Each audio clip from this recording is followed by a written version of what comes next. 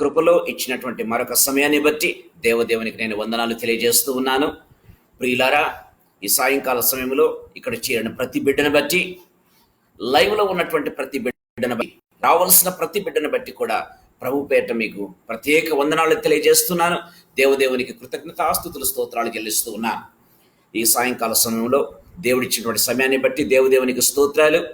ప్రియమైన వారులారా, ఒక చిన్న వాక్య భాగం చదువుకుని మన వాక్య భాగంలోకి మనం వెళ్దాం. కీర్తనల గ్రంథం 91వ కీర్తన. కీర్తన గ్రంథం 91వ కీర్తన 15-16 వచనాలు చదువుకుందాం. అతడు నాకు మొర్రపెట్టగా నేను అతనికి ఉత్తరం ఇచ్చేదను. శ్రమలో నేను అతనికి తోడై ఉండేదను. అతని విడిపించి అతని గొప్ప చేసేదను. దీర్ఘాయువు చేత అతనిని తృప్తిపరచెదను. నా రక్షణ అతనికి చూపించెదను. చిన్న ప్రార్థన చేసుకుందాం. జీవంగల తండ్రి యేసుక్రీస్తు ప్రభువా, మీ పాదములకు మ్రొక్కుతూ మీ పాదములకు కృతజ్ఞతాస్తుతులు స్తోత్రాలు చెల్లిస్తున్నాం ప్రభు. ఈ సాయంకాల సమయంలో మీరు ఇచ్చినటువంటి ప్రశస్తమైన సమయాన్ని బట్టి మీకు స్తోత్రాలు ప్రభు. లార్డ్ జీసస్ నాయన, నన్ను మమ్మల్ందరినీ కూడా ప్రభు, ఇక్కడ చేరిన ప్రతి బిడ్డను, రావాల్సిన ప్రతి బిడ్డను, ఆన్లైన్లో ఉన్నటువంటి ప్రతి బిడ్డను ప్రభు నాయన, తండ్రి ప్రభు, ఆన్లైన్లో తండ్రి ప్రభు నాయన చూచు ప్రతి బిడ్డను బట్టి కూడా మీకు స్తోత్రాలు వందనాలు చెల్లిస్తున్నాం. మమ్మల్ందరినీ కూడా మీ యొక్క రక్తంలో సంపూర్ణంగా కడిగి పవిత్రపరచండి. మీ ఆత్మచేత అభిషేకించండి. బలమైన అభిషేకం యేసు ప్రభు మా మీద నిలిచినట్లు కృపను అనుగ్రహించండి ప్రభు. మా చుట్టూ తండ్రి మీకు దహించని కంచె వలె, ప్రాకారం వలె, వలయం వలె ఉంచండి యేసు ప్రభ. దయచేసి ప్రభ, తల్లి గర్భంలో పడింది మొదలుకొని ఈ క్షణం వరకు, ఇప్పటి వరకు కడగబడిన ప్రతి పాపం, మత్స, కలంకము, డాగు, మడత ఏది ఉన్నా కూడా మీకు రక్తంలో సంపూర్ణంగా కడిగి పవిత్రపరచండి. మీ రక్తంలో ఉన్న విడుదల, మీ రక్తంలో ఉన్న శక్తి, మీ రక్తంలో ఉన్న పరిశుద్ధత, మీ రక్తంలో ఉన్నటువంటి నీతి, మీ రక్తంలో ఉన్నటువంటి స్వస్థత మాకు తండ్రి ప్రభ అనుగ్రహించవలసిందిగా బ్రతిమలాడుకుంటున్నాను. తండ్రి ప్రభ, ఇక్కడ చేరినటువంటి ప్రతి ఒక్కరికంటే నేను యోగ్యునని ప్రభ మీరు నాకు వాక్యం ఇవ్వలేదు, కానీ యేసయ్య మీ యొక్క ఉచితమైన కృపను బట్టి మీరు ఇచ్చారు. మీకు స్తోత్రాలు చెల్లిస్తూ ఉన్నా. ఇదిగో ప్రభ, ఈ వాక్యాన్ని ధ్యానం చేయబోతూ ఉండగా మీకు అధికమైన కృపను ప్రసాదించండి. నన్ను సంపూర్ణంగా మీ శిలువ చాటును మరుగుపరిచి మీరు బోధించండి ప్రభు. లార్డ్ జీసస్, నా నోటిని, నా యొక్క నాలుకను, నా యొక్క గళాన్ని తండ్రి మీరు ముట్టి, నా దేవ, నా ప్రభు, నోట నుంచి వచ్చే ప్రతి మాట కూడా అది కేవలం ఆత్మచేత పుట్టుమవేయబడింది, ఆత్మచేత తండ్రి ప్రేరేపించబడినదై ఉండటకు కృపను అనుగ్రహించండి. ఇప్పటి నుంచి వచ్చే ప్రతి తలంపు, ప్రతి మాట, ప్రతి ఆలోచన అది కేవలం ఆత్మ ప్రేరేపితమై ఉండినట్లు కృపను అనుగ్రహించండి తండ్రి. మీ వాక్యము రెండంచులు గల వాడి అని ఖడ్గమేసు ప్రభు, అది మా ప్రాణాత్మ దేహములను, కీళ్లను, మూలుగులను విభజించినంత మట్టుకు యేసు ప్రభానైనా, లార్డ్ జీసస్ నైనా బలము కలిగి తండ్రి ప్రభానైనా మమ్మల్ని ఛేదించుటకు, మమ్మల్ని మార్చుటకు యేసు ప్రభ మీకు అధికమైన కృపను ప్రసాదించవలసిందిగా బ్రతిమలాడుకుంటున్నాం. మమ్మల్ని మీ హస్తములకు అప్పచెప్పుకుంటూ, సమయాన్నంతటిని మీ హస్తములకు అప్పచెప్పుకుంటూ, ప్రతి విధమైన డిస్టర్బెన్స్ను యేసయ్య శక్తిగల నామములో బంధించవలసిందిగా బ్రతిమలాడుతూ మీకే స్తుతులు చెల్లించి వేడుకుంటూ ఉన్నాము తండ్రి. ఆమేన్, ఆమేన్, ఆమేన్. ప్రియమైన వారలారా, ఇంతవరకు మనం చూసాం 91వ కీర్తన మనం ధ్యానం చేస్తూ ఉన్నాం. గత 11 రోజులు 12 రోజుల నుంచి మనం ధ్యానం చేస్తూ వచ్చినాం ప్రియమైన దేవుని బిడ్డలారా. సో ఈ సాయంకాల సమయంలో ఈరోజు కంక్లూడ్ చేయాలని ఆశపడుతూ ఉన్నాం. మహోన్నతుడి చాటున నివసించువాడే సర్వశక్తి నీడను విశ్రమించువాడు అన్నటువంటి ఈ యొక్క వాక్యం నుంచి మనం ధ్యానం చేస్తూ వస్తూ ఉన్నాం ప్రియమైన వారలారా. ఇప్పుడు ఈ మనం అనేక విషయాలు మనం ధ్యానం చేసుకున్నాం. మధ్యలో మనం చూసినట్లయితే చివరిగా మనం గమనించినట్లయితే 15-16 వచనాలు. అతడు నాకు మొర్రపెట్టగా నేను అతనికి ఉత్తరం ఇచ్చేదను. శ్రమలోనే అతనికి తోడై ఉండేదను. అతన్ని విడిపించి గొప్ప చేసేదను. ప్రియమైన వారలారా, ఈ యొక్క వాక్య భాగం, ఈ యొక్క 15-16 వచనాలు ఒకవేళ మనం ధ్యానం చేసుకోవాలనుకుంటే దాదాపు ఒక్కొక్కటి ఒక్కొక్క దినముగా దాదాపు 5 దినములు పడుతుంది ప్రియమైన దేవుని బిడ్డలారా. కాకపోతే ఈ సాయంకాల సమయంలో బ్రీఫ్గా కొద్దిసేపు ఈ యొక్క వాక్యాన్ని చెప్పి ఈ యొక్క 91వ కీర్తన ముగించాలని ఆశపడుతూ ఉన్నాను. సో మీరు ఇళ్లలో ఏం చేస్తారంటే ఈ వాక్యాన్ని మరింతగా మీరు ధ్యానం చేసి ఈ యొక్క మెసేజ్ని మీరు కొనసాగించుకోవచ్చు ప్రియమైన దేవుని బిడ్డలారా. మొట్టమొదటిగా మనం చూసినట్లయితే మనం చూస్తూ ఉన్నాం 15వ వచనంలో, అతడు నాకు మొర్రపెట్టగా నేనతనికి ఉత్తరం ఇచ్చేదను. అతడు నాకు మొర్రపెట్టగా, మొట్టమొదటి ఆత్మీయ తలంపు నేను మీ దగ్గరకు తీసుకుని వస్తూ ఉన్నాను. అతడు నాకు మొర్రపెట్టగా నేను అతనికి ఉత్తరం ఇచ్చేదను. ప్రియమైన వాళ్ళారా, మనం చూసినట్లయితే బైబిల్లో మనం చూస్తూ ఉన్నాం. ప్రియమైన వాళ్ళారా, అసలు క్రైస్తవత్వంలో మనం గమనించినట్లయితే క్రైస్తవ్యములో వాగ్దానం చేయబడిన ఆశీర్వాదంలో ప్రధానమైనది ఏందో తెలుసా? గమనించినట్లయితే ప్రియమైన వాళ్ళారా, మనము ప్రార్థించడం, ప్రభు జవాబు ఇవ్వటం.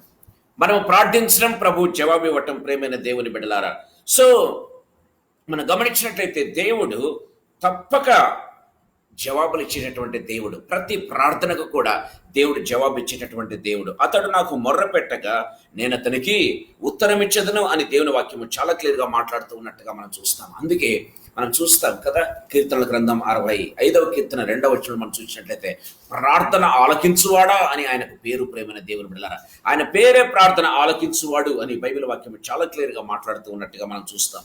కీర్తనల గ్రంథం 50వ కీర్తన 15వ వచనం మనం చూసినట్లయితే ఆపత్కాలమున నీవు నన్ను గూర్చి మొర్రపెట్టుము, నేను నిన్ను విడిపించదను, నీవు నన్ను మహిమపరచదవు అని దేవుని వాక్యము చాలా క్లియర్గా మాట్లాడుతూ ఉన్నట్టుగా మనం చూస్తాం. ప్రేమైన వారలారా, కీర్తన గ్రంథం 3వ కీర్తన 4వ వచనంలో మనం చూసినట్లయితే ఎలుగెత్తి యెహోవాకు మొర్రపెట్టినప్పుడు ఆయన తన పరిశుద్ధ పర్వతము నుండి నాకు ఉత్తరమిచ్చును అని దేవుని వాక్యం సెలవిస్తూ ఉంది. ప్రియమైన ఆపత్కాలములో మనము మొర్రపెట్టినప్పుడు, ఎలుగెత్తి యెహోవాకు మొర్రపెట్టినప్పుడు ఆయన ఏం చేస్తాడంటే, ప్రియమైన వారలారా, ఆయన ప్రార్థన ఆలకించేటటువంటి దేవుడు, ఉత్తరమిచ్చేటటువంటి దేవుడు, మనల్ని విడిపించేటటువంటి దేవుడు అని దేవుని వాక్యము చాలా క్లియర్గా మాట్లాడుతూ ఉన్నట్టుగా మనం చూస్తాం. ప్రియమైన వారలారా, బైబిల్లో మనం చూస్తూ ఉన్నాం అనేకమైనటువంటి మొర్రలు మనం చూస్తూ ఉన్నాం, ప్రార్థనలు మనం చూస్తున్నాం, అడగటం మనం చూస్తూ ఉన్నాం, దేవుని నుంచి పొందుకోవటం అనేది మనం చూస్తూ ఉన్నాం. ప్రియమైన దేవుని బిడ్డలారా, దేవుని వాక్యంలో మనం గమనించినట్లయితే ఇశ్రాయేలీలు మొర్ర పెట్టారు, వాళ్ళ ఆపత్కాలంలో వాళ్ళు మొర్ర పెట్టారు. ప్రియమైన దేవుని బిడ్డలారా, దయచేసి గమనించండి. నిర్గమకాండం మనం గమనించినట్లయితే నిర్గమకాండం 2వ అధ్యాయం 23-24 వచనాలు చదువుకుందాం. నిర్గమకాండం 22వ అధ్యాయం 23-24 వచనాలు. అలాగున అనేక దినములు జరిగిన మీదట ఐగుప్తు రాజు చనిపోయెను. ఇశ్రాయేలీయులు తాము చేయుచున్న వెట్టి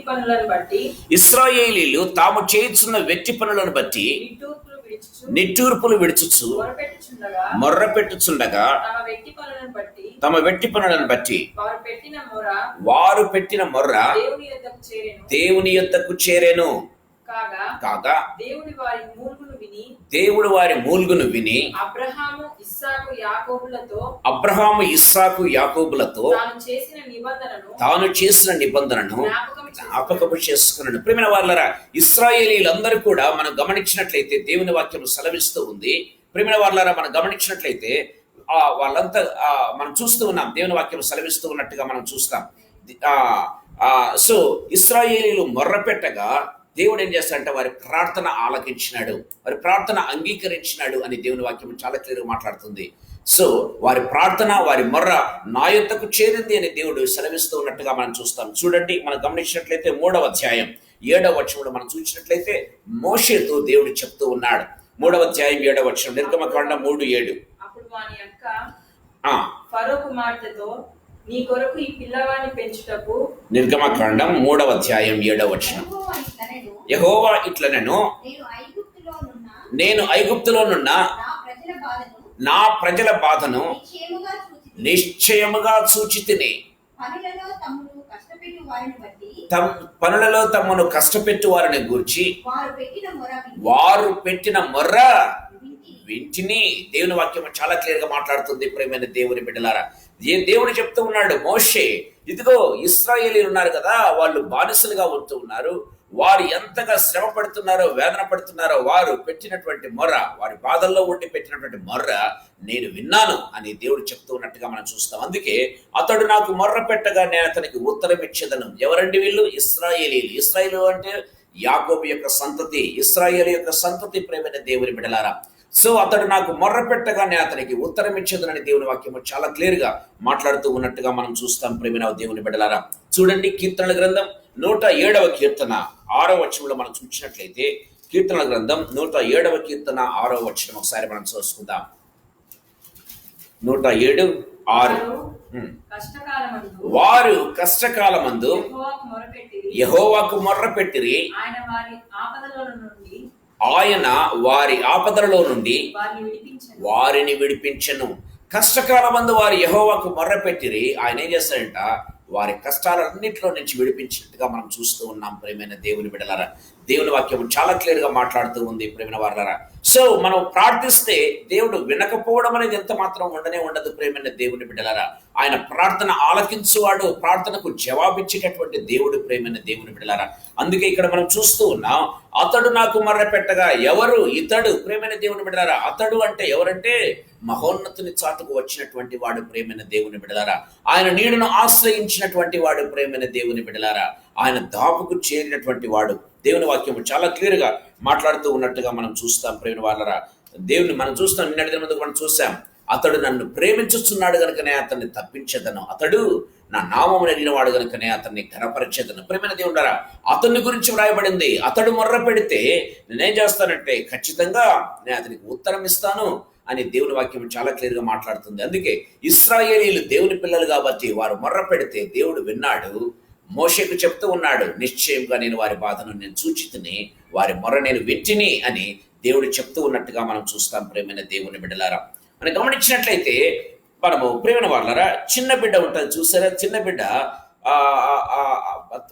ఒక తల్లిని మనం జ్ఞాపకం చేసుకున్నట్లయితే బిడ్డ ఏడుపును తల్లి గుర్తించడం ప్రారంభిస్తుంది. ప్రేమైన దేవుని బిడ్డలారా, సో ఆ యొక్క ఏడుపును బట్టి తల్లి ఏం చేస్తుందంటే బిడ్డకు ఏమి కావాలో ఆలోచన చేయటం ప్రారంభిస్తుంది. గమనించినట్లయితే కొన్నిసార్లు బిడ్డ ఏడుస్తూ ఉంటే ఎందుకో ఏడుస్తున్నాడని మనం అనుకుంటాం, కానీ తల్లికి తెలుస్తుంది ఇప్పుడు ఆకలి అవుతుంది అని తెలుస్తుంది. ప్రేమైన దేవుని బిడ్డలారా, సో అది ఆకలితో ఏడుస్తూ ఉన్నాడా, లేకపోతే చీమగుడితో ఏడ్చాడా, లేకపోతే నొప్పి కలిగినప్పుడు, లేకపోతే బాధ కలిగినప్పుడు ఏడుస్తూ ఉన్నాడా, లేకపోతే క్రింద పడినప్పుడు ఏడుస్తూ ఉన్నాడా, జబ్బు కలిగినప్పుడు కానీ రోగం కలిగినప్పుడు ఏడుస్తున్నాడా అనేది మనకైతే అర్థం కాదు, కానీ తల్లికి బహుస్పష్టంగా తెలుస్తుంది. ప్రేమైన దేవుని బిడ్డలారా, ఎందుకు ఏడుస్తున్నాడంటే తల్లి చెప్తుంది, అవును వానికి ఇప్పుడు ఆకలి అవుతుంది కాబట్టి ఏడుస్తున్నాడు. ఆ ఏడుపును బట్టి చెప్పటం ప్రారంభిస్తుంది. ఆ రీతిగా ప్రేమైన వాళ్ళారా, బిడ్డ ఏడుస్తే దేవునికి తెలుస్తుంది. ప్రేమైన దేవుని బిడ్డలారా, మనం గమనించినట్లయితే దేవుని వాక్యం సెలవిస్తుంది. ఆదికాండం 21వ అధ్యాయం 15, 16 వచ్చిన, లేకపోతే 17 కూడా చదువుకుందాం. ఆదికాండం 21వ అధ్యాయం 15 నుంచి మనం చదువుకుందాం. ఆ తిత్తిలోని నీళ్లు అయిపోయిన తరువాత ఆమె ఒక పొద క్రింద ఆ చిన్నవాణ్ణి పడవేసి, ఈ పిల్లవాని చావు నేను చూడలేను, తిత్తిలో నీళ్ళు అయిపోయాయంట, ఈ పిల్లవాని చావు నేను చూడలేను అనుకుని వింటి వేతంత దూరము వెళ్ళి అతనికి ఎదురుగా కూర్చుండెను. ఆమె ఎదురుగా కూర్చుండి ఎలుగెత్తి ఏడ్చెను. దేవుడు ఆ చిన్నవాని మొర్రను వినను. ప్రేమైన వారలారా, ఆ చిన్నవానికి ప్రార్థన చేయటం వచ్చా? రాదు. ప్రేమైన దేవుని బిడ్డలారా, ఇష్మాయేలు మహా అంటే ఒకవేళ 5-6 సంవత్సరాల వయస్సు కలిగిన వాడుగా ఒకవేళ ఉంటాడు. ప్రేమైన దేవుని బిడ్డలారా, పెద్ద వయస్సు కలిగిన వాడేమీ కాదు మనం గమనించినట్లయితే. కానీ దేవుని వాక్యం సెలవిస్తూ ఉంది. ప్రేమైన దేవుని బిడ్డలారా, సో ఆ చిన్నవాడికి ప్రార్థన చేయటం రాదు, కానీ చిన్నవాడు ఏడుస్తూ ఉన్నాడంట. నీళ్లు లేవు. ప్రేమైన దేవుని బిడ్డలారా, నీళ్లు లేవు. ఆ తిత్తిలో ఉన్నటువంటి నీళ్లు అయిపోయాయి. కానీ ఆ ఎడారిలో ప్రేమైన వాళ్ళ మనం గమనించినట్లయితే అధికమైనటువంటి వేడికి ఇంకా చస్తాడేమో అన్నట్లుగా ఆ చావును చూడలేక తల్లి ఏం చేసిందంటే పిల్లవాడిని అక్కడ పడేసి వెళ్ళి వింటివేతంత దూరం వెళ్ళి దాక్కున్నట్టుగా మనం చూస్తూ ఉన్నాం. ప్రేమైన వాళ్ళారా, దేవుని వాక్యం చాలా క్లియర్ గా మనం మాట్లాడుతూ ఉన్నట్టుగా మనం చూస్తాం. సో ఎప్పుడైతే ఆమె చూస్తూ ఉందో దేవుడు చెప్తూ ఉన్నాడు, అమ్మా పిల్లవాని మొర నేను విన్నాను, పిల్లవాని మొర నేను విన్నాను. పిల్లవాడంటే మొర పెట్టడం ఏంటండి? ప్రేమైన వాళ్ళ మనం అక్కడ చూసినట్లయితే మరొకసారి చదువుకుందాం. ఏమంటూ ఉన్నాడు?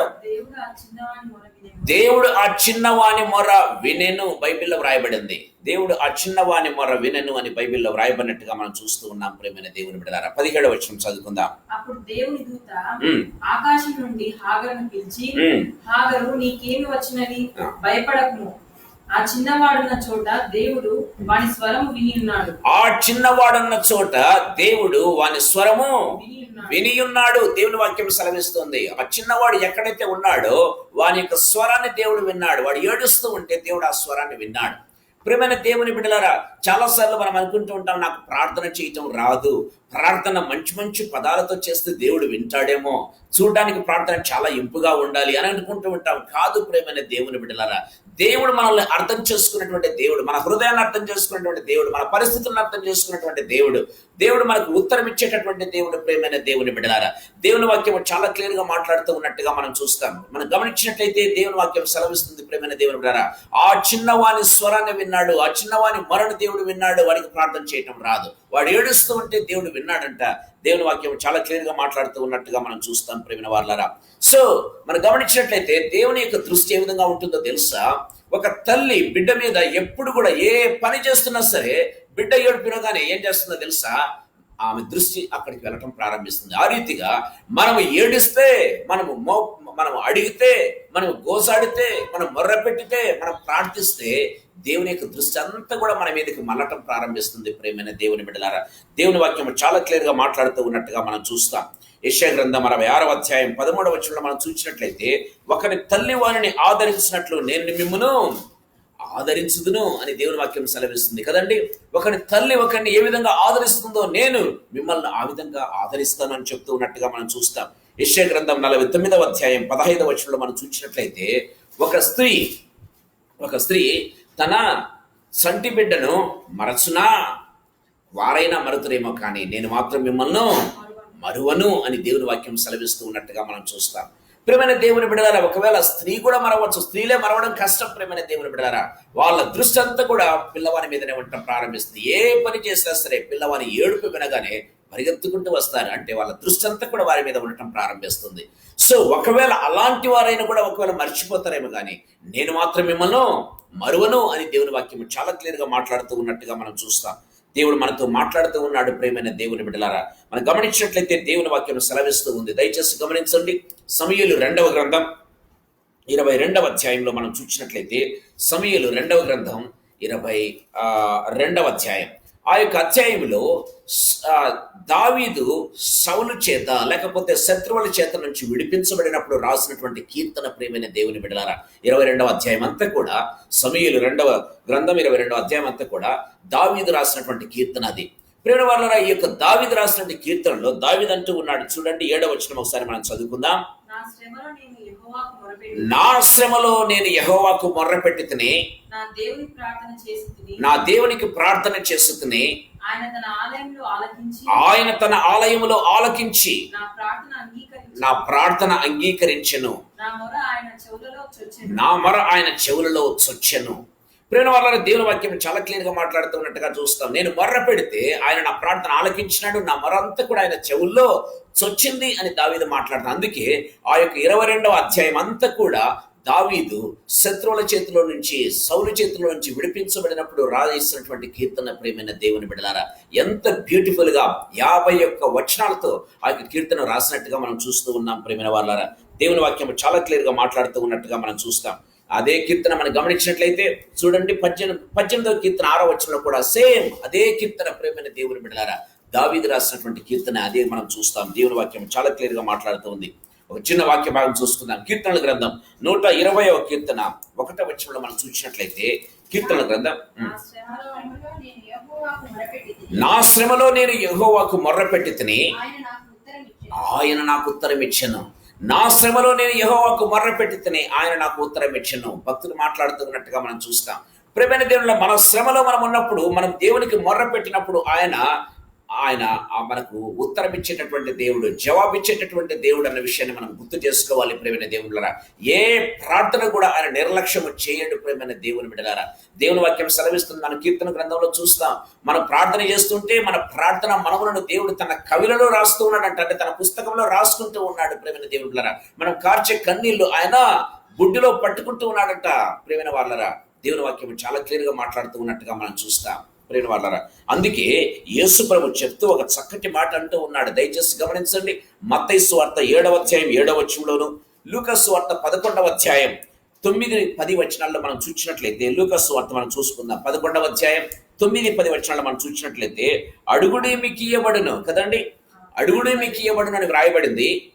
అటువలనే మీరును అడుగుడి మీకు ఇయ్యబడును, వెదకుడి మీకు దొరుకును, తట్టుడి మీకు తీయబడును, అడుగు ప్రతి వానికి ఇయ్యబడును, వెదకువానికి దొరుకును, తట్టివానికి. ఇక్కడ 3 విషయాలు ప్రభు చెప్తున్నాడు.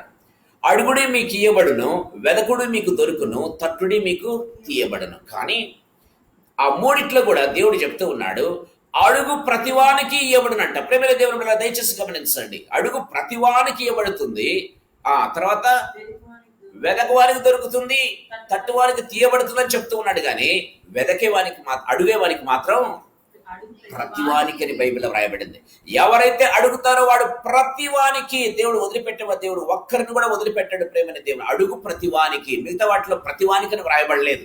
అందుకే బైబిల్ చాలా జాగ్రత్తగా చదవాలి. ప్రేమని దేవుని బిడ్డలారా, అడుగు ప్రతివాడు పొందుకుంటాడని దేవుని వాక్యం చాలా క్లియర్ గా వ్రాయబడినట్టుగా మనం చూస్తూ ఉన్నాం. ప్రేమని దేవుని బిడ్డలారా, అందుకే మనం చూసినట్లయితే ఇర్మీయా గ్రంథం 33 చూసినట్లయితే, ఇదిగో నీవు నాకు మొర్ర పెడితే నేను నీకు ఉత్తరం ఇస్తాను అని దేవుడు చెప్తూ ఉన్నట్టుగా మనం చూస్తాం. ఇదిగో నువ్వు నాకు మొర్ర పెడితే నేను నీకు ఉత్తరం ఇస్తానని చెప్తూ ఉన్నాడు. మనం మొర్ర పెడితే చాలు ప్రేమైన వాళ్ళరా. అందుకే యోహాను సువార్త 14:14 మీరు నా నామమందు ఏమి అడిగినను నేను మీకు ఇస్తానని సెలవిస్తున్నాడు. నా నామమందు మీరు ఏదన్నా అడగండి నేను మీకు ఇస్తానని దేవుడి వాక్యం సెలవిస్తూ ఉన్నట్టుగా మనం చూస్తాం. యోహాను సువార్త 14:14 మనం చూసినట్లయితే, నా నామను మీరు నన్నేమి అడిగినను నేను చేతును. నా నామను మీరు నన్నేమి అడిగినను నేను చేతును.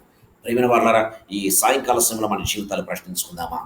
మనం గమనించినట్లయితే దేవుని వాక్యం సెలవిస్తుంది. యోహాను సువార్త 15 మనం చూసినట్లయితే 7వ ఒక చక్కటి మాట వ్రాయబడింది. ప్రియమైన వాళ్ళారా, నా యందు మీరును మీ యందు నా మాటలను నిలిచి ఉన్న ఎడల మీకేది ఇష్టమో అడుగుడి, అది మీకు అనుగ్రహించబడదు. నా యందు మీరును మీ యందు నా మాటలను నిలిచి ఉన్నప్పుడు మీకు ఏది ఇష్టం అడగండి, అప్పుడు నేను మీకు అవన్నీ కూడా చేస్తాను. ప్రియమైన దేవుని బిడ్డలారా, మనకు కావాల్సింది ఏందో తెలుసా? ఆయన యందు మనం నిలిచి ఉండాలి, మన యందు ఆయన మాటలు నిలిచి ఉండాలి. ప్రియమైన దేవుని బిడ్డలారా, అప్పుడు మీరు ఏమి అడిగినను అది మీకు అనుగ్రహించబడును అని దేవుని వాక్యము చాలా క్లియర్గా మనతో మాట్లాడుతూ ఉన్నట్టుగా మనం చూస్తాం. ప్రియమైన వాళ్ళారా, యెషయా గ్రంథం 55:6 మనం చూసినట్లయితే, యెషయా గ్రంథం 55:6 యెహోవా మీకు దొరుకు కాలమునందు ఆయనను వెదకుడి, ఆయన సమీపంలో ఉండగా ఆయనను వేడుకొనుడి. యెహోవా మీకు దొరుకు కాలమందే మీరు ఆయన వెదకండి, ఆయన సమీపంలో ఉన్నప్పుడే మీరు ఆయన్ను వేడుకొనుడి అని దేవుని వాక్యం సెలవిస్తుంది. ప్రేమైన దేవుని బిడ్డలారా, దేవుని వాక్యం సెలవిస్తుంది. మనం అంత్యకాల దినాల్లో మనం అంటున్నాం, ప్రభు ఎప్పుడైనా రావచ్చు. ప్రేమైన దేవుని బిడ్డలారా, దేవుని వాక్యం సెలవిస్తుంది, ప్రభు లేకపోతే సంఘం ఎత్తబడిన తర్వాత ఎంత మొర్ర పెట్టినా, ఎంత గోజాడినా, ఎంత గింజుకున్నా వినేవాడు ఉండాడు. ప్రేమైన దేవుని బిడ్డలారా, పరిశుద్ధాత్మ దేవుడు ఆ యేసయ్య బిడ్డలందరినీ కూడా, సంఘాన్నంతటిని కూడా తీసుకుని వెళ్ళిపోతాడు. ప్రేమైన దేవుని బిడ్డలారా, యేసయ్యని ఎదుర్కోవటానికి మధ్యాకాశానికి తీసుకుని వెళ్ళిపోతాడు. అప్పుడు ఎంత మొర్ర పెట్టినా వినేవాడు ఉండాడు. ప్రేమనేది అందుకే బైబిల్లో వ్రాయబడింది, యెహోవా దొరుకు కాలమున మీరు ఆయనను వెదకుడి, ఆయన సమీపంగా ఉండగానే మీరు ఆయన్ను వేడుకొనుడి అని దేవుని వాక్యం సెలవిస్తూ ఉన్నట్టుగా చూస్తాం. చూడండి, యెషయా గ్రంథం 41:17 ఒక బ్యూటిఫుల్ వర్డ్స్ వ్రాయబడింది. యెషయా గ్రంథం 41:17 దీన దరిద్రులు నీళ్లు వెదుకుచున్నారు, నీకు నీళ్లు దొరకక వారి నాలుక దప్పి చేత ఎండిపోచున్నది. యెహోవా అను నేను వారికి ఉత్తరం ఇచ్చేదను, ఇశ్రాయేలు దేవుడనైన నేను వారిని విడనాడను. దేవుని వాక్యం సెలవిస్తుంది, మనల్ని విడిచిపెట్టే దేవుడు కాదు, మన ప్రార్థన అంగీకరించేటటువంటి దేవుడు. అందుకే మనం ఇక్కడ చూసినట్లయితే దేవుని వాక్యం చాలా క్లియర్గా మాట్లాడుతూ ఉంది. ప్రేమైన దేవుని బిడ్డలారా, చూస్తాం 15వ అతడు నాకు మొర్ర పెట్టగా నేను అతనికి ఉత్తరం ఇచ్చేదను. రెండవ ఆత్మీయ తలుపు నేను మీ దగ్గరికి తీసుకుని రావాలని ఆశపడుతూ ఉన్నాను. మనం చూసినట్లయితే దేవుని వాక్యం సెలవిస్తుంది, శ్రమలో నేను అతనికి తోడై ఉండేదను. దేవుని వాక్యం సెలవిస్తుంది, అతడు నాకు మొర్ర పెట్టగానే అతనికి ఉత్తరం ఇచ్చేదను. దేవుడు మనకు ఉత్తరం ఇచ్చేటువంటి, అడుగు ప్రతి వానికి ఇచ్చేటటువంటి దేవుడిని మనం చూసాం కదండి. రెండవదిగా మనం చూసినట్లయితే శ్రమలో నేను అతనికి తోడై ఉండేదను. మనం శ్రమలో ఉన్నప్పుడు దేవుడు మనకు తోడుగా ఉండేటటువంటి దేవుడు అంట. ప్రేమైన దేవుని బిడ్డలారా, శ్రమ లేనప్పుడు మనము, ప్రేమైన దేవుని బిడ్డలారా, దేవుడు మనకు కనిపించకపోవచ్చు, కానీ శ్రమలో ఆయన ప్రజెన్స్ మనం ఏం చేస్తామంటే చవి చూస్తాం. ప్రేమైన దేవుని బిడ్డలారా, ఆయన ప్రజెన్స్ అంటే ఏంటో, ఆయన ప్రొటెక్షన్ అంటే ఏంటో, ఆయన భద్రత అంటే ఏంటో, ఆయన సన్నిధి అంటే ఏంటో మనం చవి చూడడం ప్రారంభిస్తాం. ప్రేమైన దేవుని బిడ్డలారా, మనం గమనించినట్లయితే మన దేవుని వాక్యం సెలవిస్తుంది. ప్రేమైన వాళ్ళారా, చూడండి, యెషయా గ్రంథం 43వ అధ్యాయం 2వ వచనంలో మనం చూసుకున్నట్లయితే, యెషయా గ్రంథం 43వ అధ్యాయం 2వ వచనం, ఇదిగో నీవు జలములలో పడి వెళ్ళినప్పుడు, జలములలో దాటి వెళ్ళినప్పుడు నేను నీకు తోడై ఉండేదను, నదులలో పడి వెళ్ళినప్పుడు అది నీ మీద పొర్లి పారవు,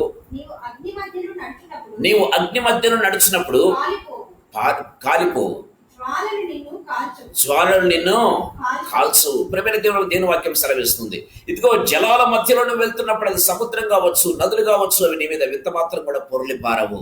నువ్వు అగ్ని మధ్యలో ఉన్నప్పుడు అగ్ని నువ్వు కాల్చదు. ఇది దేవుని వాక్యం. ప్రియమైన దేవుని బిడ్డలారా, దేవుని వాక్యం చాలా క్లియర్ గా మాట్లాడుతూ ఉన్నట్టుగా మనం చూస్తాం.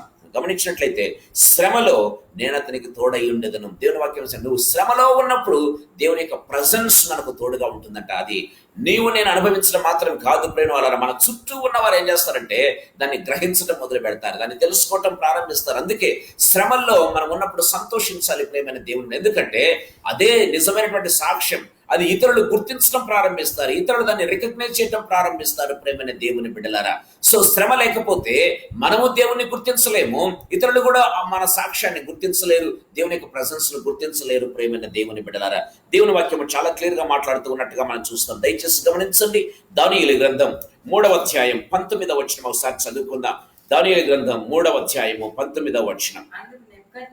అందుకు నెబుకద్నెజరు అత్యాగ్రహం నొందినందున షద్రకు మేషకు అబేద్నెగోలయను వారి విషయంలో ఆయన ముఖం వికారమాయను గనుక అగ్నిగుండము ఎప్పటికన్నా 7 అంతలు వేడిమిగా చేయమని ఆజ్ఞ ఇచ్చెను. ప్రియమైన వారలారా, సో అగ్నిగుండం ఆయన కోపము వీళ్ళిచ్చే సమాధానానికి, ఇదిగో మీ ప్రతిమకు మొక్కము రాజా అని ఎప్పుడైతే చెప్పడం ప్రారంభించారో ఆయన ముఖం వికారమైపోయిందంట. అగ్నిగుండాన్ని 7 అంతలు అధికం చేయండి అని ఆజ్ఞ ఇచ్చాడు. 7 అంతలు అధికమైంది ప్రియమైన దేవుని బిడ్డలారా. చూడండి 22వ వచనం ఒకసారి చదువుకుందాం. 22, 23. రాజాజ్ఞ తీవ్రమైనందున గుండము మిక్కిలి వేడిమి గలదై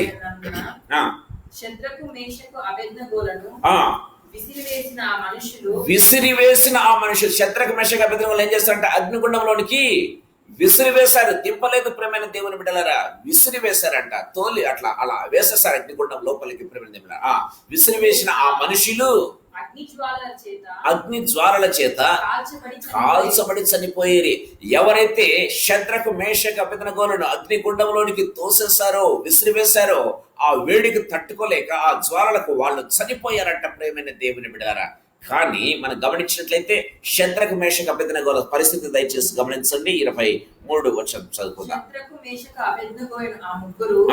మనుషులు బంధింపబడిన వారై వేడిని కలిగి మండుచున్న ఆ గుండములో పడగా రాజు నెబుకద్నెజరు ఆశ్చర్యపడి తీవ్రంగా లేచి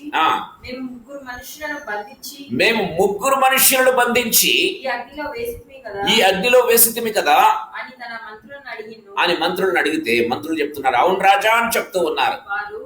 రాజా సత్యమే అని రాజుతో ప్రత్యుత్తరం ఇచ్చిరి. అందుకు రాజు నేను నలుగురు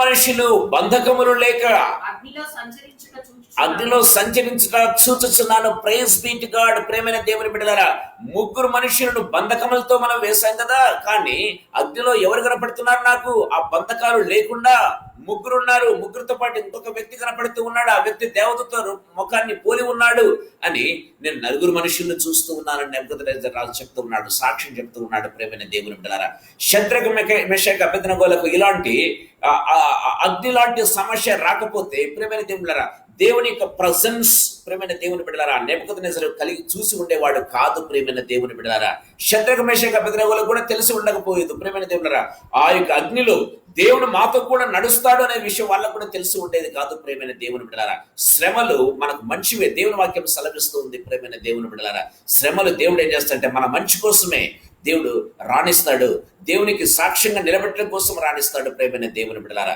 శ్రమలో అందుకే బైబిల్లో వ్రాయబడింది, శ్రమలో నేను అతనికి తోడయ్యుందును. సో ఈ యొక్క అగ్నికి బయట ఉన్నప్పుడు, అగ్నిగుండం బయట ఉన్నప్పుడు ఎవరున్నారు? షద్రకు మేషకు అబేద్నెగోలు ముగ్గురే ఉన్నారు ప్రేమైన దేవుని బిడ్డలారా. కానీ ఎప్పుడైతే అగ్నిలోకి విసిరివేయబడ్డారో అగ్నిలో ఎవరున్నారు తోడు?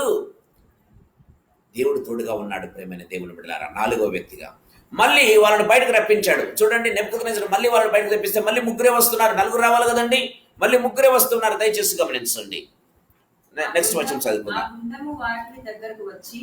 శద్రకు మేషకు అబేద్నెగో అయిన వారలారా, శద్రకు మేషకు అబేద్నెగో అయిన వారలారా, మహోన్నతుడగు దేవుని సేవకులారా, బయటికి వచ్చి నా యొద్దకు రండని పిలువగా, బయటకు వచ్చి నా యొద్దకు రండని పిలువగా, శద్రకు మేషకు అబేద్నెగో అగ్నిలో నుండి బయటికి, శద్రకు మేషకు అబేద్నెగో ఆ అగ్నిగుండం నుండి బయటకు వచ్చిరి. చాలు. ప్రేమ వల్ల మనం గమనించినట్లయితే శద్రకు మేషకు అబేద్నెగోలను అగ్నిగుండంలో వేశారు. బయటకు రమ్మంటే వాళ్ళు ముగ్గురే వస్తూ ఉన్నారు ప్రేమ వాళ్ళు. కానీ అగ్నిగుండంలో మాత్రం ఎవరున్నారు? దేవుడు తోడుగా ఉన్నాడు. ప్రేమైన దేవుని బిడ్డలారా, దేవుని వాక్యం అందుకే శ్రమలో నేను అతనికి తోడయ్యుందును దేవుని వాక్యం సెలవిస్తూ ఉంది. దేవుని తోడు ఎక్కడుందండి? అగ్నిగుండం బయట కాదు. ప్రేమైన దేవుని బిడ్డలారా, అగ్నిగుండం బయట కాదు. బయట ఉన్నప్పుడు ముగ్గురే ఉన్నారు. అగ్నిలో వేయబడక ముందు ముగ్గురే ఉన్నాడు. అగ్నిలో నుంచి బయటకు వచ్చిన తర్వాత ముగ్గురే కనపడుతూ ఉన్నారు. కానీ అగ్నిలో మాత్రం ఎవరు కనపడుతున్నారు? నలుగురు కనపడుతూ ఉన్నారు. ప్రేమ దేవుడు శ్రమలో నేను అతనికి తోడైంది. మనం శ్రమల్లో ఉన్నప్పుడు దేవుని యొక్క ప్రజెన్స్ నీతో నాతో సమృద్ధిగా ఉండటం ప్రారంభిస్తుంది.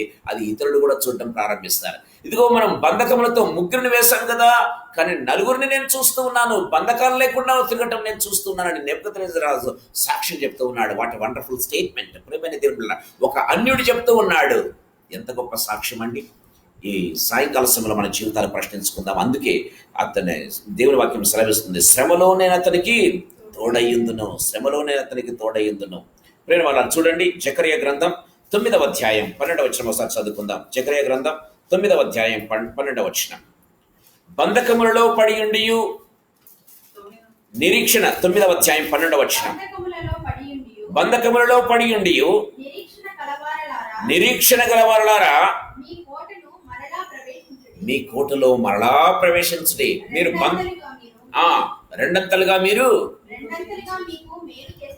రెండంతలుగా మీకు మేలు చేస్తుందని దేవుడు తెలియజేస్తున్నట్ట. రెండంతలుగా మీకు మేలు చేస్తాను. మీరు బంధకాల్లో ఉండి నిరీక్షణ కలిగి ఉన్నారా? ప్రియమైన దేవుని బిడ్డలారా, బంధకాల్లో ఉన్నటువంటి శద్రకు మేషకు అబేద్నెగోలకు వాళ్ళ నిరీక్షణ ఏంది? మా దేవుడు మమ్మల్ని రక్షిస్తాడు. ఒకవేళ రక్షించకపోయినా సరే, రాజా నీ ప్రతిభకు మాత్రం మేము మొక్కం. అదండి వారి విశ్వాసం. ప్రేమైన దేవుని బిడ్డలారా, బంధకముల్లో ఉండి నిరీక్షణ కలిగినటువంటి ఆ యొక్క శద్రకు మేషకు అబేద్నెగోలకు దేవుడు తోడుగా ఉన్నాడు.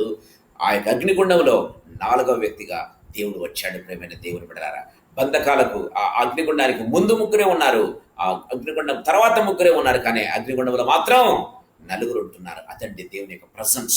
దేవుని వాక్యం చాలా క్లియర్గా మాట్లాడుతూ ఉంది. చూడండి, అపోస్తల కార్యములు 16వ అధ్యాయం 23 నుంచి 26 వరకు చదువుకుందాం. అపోస్తల కార్యములు 16వ అధ్యాయం 23 నుంచి 26. వారు చాలా దెబ్బలు కొట్టి వారిని చెరసాలలో వేసిరి. భద్రముగా కనిపెట్టవలనని చెరసాల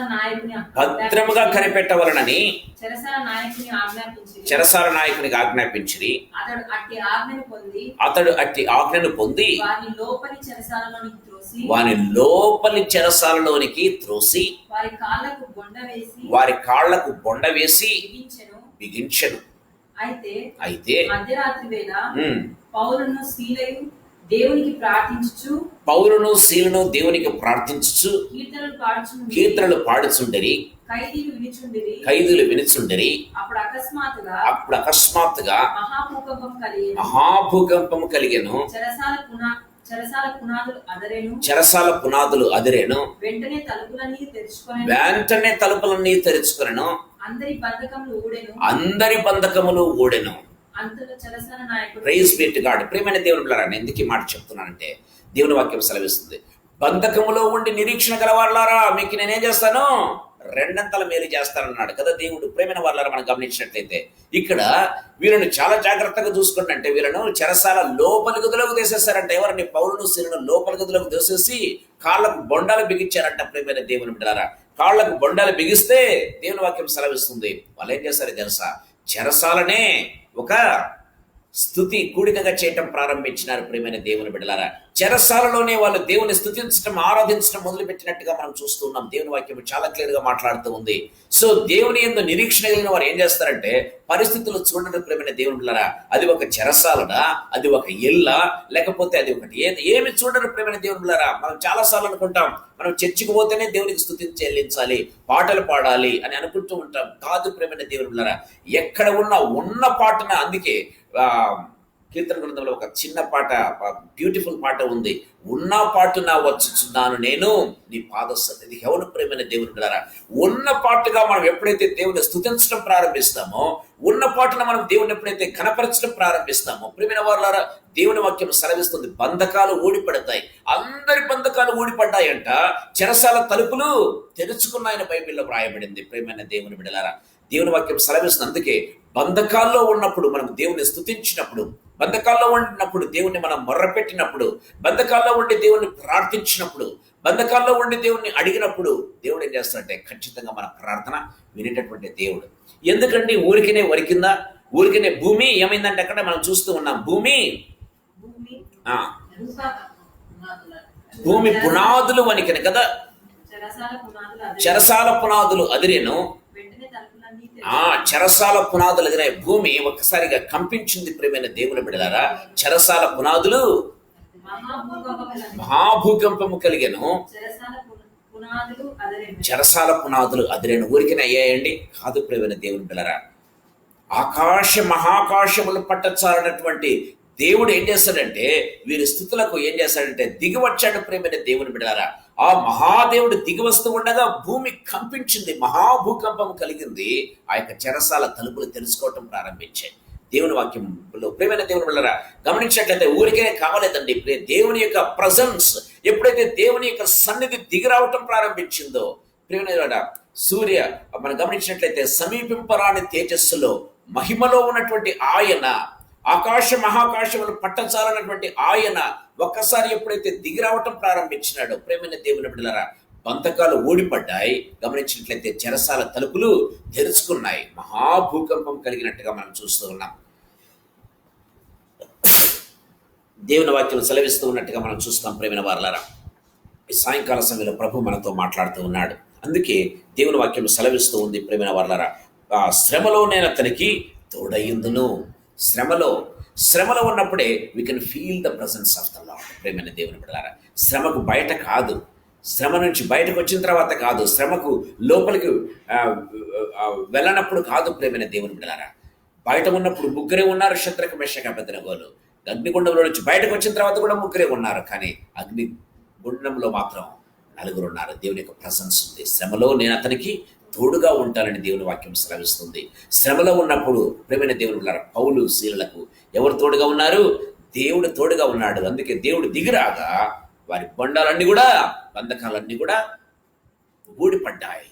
చెరసాల తలుపులు తెరుచుకున్నాయి. ప్రేమైన దేవుని బిడ్డలారా, మహాభూకంపం కలిగింది. దేవుని యొక్క ప్రజెన్స్ అలాంటిది. ప్రేమైన వారలారా, దేవుని వాక్యం సెలవిస్తూ ఉన్నట్టుగా మనం చూస్తాం. మూడవ ఆత్మీయ తలంపు నేను మీ దగ్గరకు తీసుకొని రావాలని ఆశపడుతూ ఉన్నాను. ప్రేమైన వారలారా, మనం చూసినట్లయితే మనం రెండు చూసుకున్నాం. అతడు నాకు మొర్ర పెట్టగా నేను అతనికి ఉత్తరం ఇచ్చేదను, శ్రమలోనే అతనికి తోడై ఉండేదను అనే పదాలు మనం చూసుకున్నాం. మూడవ ఆత్మీయ తలంపు చూద్దాము. అతన్ని విడిపించి అతన్ని గొప్ప చేసేదను. అతన్ని విడిపిస్తాను, అతన్ని గొప్ప చేస్తాను. ఎప్పుడైతే నాకు మొర్ర పెడతాడో అప్పుడు నేను చేస్తానంటే నేను విడిపిస్తాను, అతన్ని గొప్ప చేస్తానని దేవుని వాక్యం సెలవిస్తూ ఉంది. ప్రేమైన దేవుని బిడ్డలారా, దేవుని వాక్యంలో మనం గమనించినట్లయితే దేవుడు విడిపించేటటువంటి దేవుడు విడిపించేటటువంటి దేవుడు, తన సన్నిధి చేత దేవుడు మనల్ని విడిపించేటటువంటి దేవుడు. అందుకే ఇందాక మనం ఇశ్రాయేలు మనం చూసాం. ఇదిగో నా ఇశ్రాయేలు పెట్టినటువంటి మొర నేను విన్నాను, వారిని విడిపించుటకే నేను దిగివచ్చి తిని అని దేవుడు చెప్తూ ఉన్నట్టుగా మనం చూస్తాం కదండి. మోషే అంటున్నాడు, వారిని విడిపించుటకు మోషే నేను దిగి వచ్చాను అని దేవుడు అంటూ ఉన్నాడు. దేవుడు మనల్ని విడిపించేటటువంటి దేవుడు. ప్రేమైన దేవుని బిడ్డలారా, గొప్ప జనముగా చేసేటటువంటి దేవుడు. అందుకే ఇశ్రాయేలీలు మహాబలిమి గల వారై ఐగుప్తు నుంచి బయలుదేరి అని దేవుని వాక్యం సెలవిస్తుంది. ఐగుప్తు నుంచి ఎలా బయలుదేరారు? మహాబలిమి గల వారై అని బైబిల్లో వ్రాయబడింది. అంత మాత్రమేనా? మనం చూసినట్లయితే యెహోవా సైన్య సమూహం బయలుదేరిందని బైబిల్లో వ్రాయబడింది. యెహోవా సైన్య సమూహం బయలుదేరిందంట. వీళ్ళు ఉన్నప్పుడు జరిగిన కార్యాలను చూసి ఆ కార్యాలను గురించి మేము విని మా గుండెలు నీరైనాయని ఎవరు చెప్తున్నారు?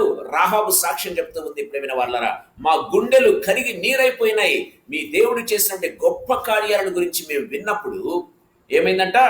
మా యొక్క గుండెలు కరిగి నీరైపోయినాయని చెప్తూ ఉన్నట్టుగా మనం చూస్తాం. మన దేవుడు విడిపించడం మాత్రమే కాదు, కానీ మనల్ని గొప్ప చేసేటటువంటి దేవుడు అని దేవుని వాక్యం చాలా క్లియర్గా మనతో మాట్లాడుతూ ఉన్నట్టుగా మనం చూస్తాం. దయచేసి గమనించండి.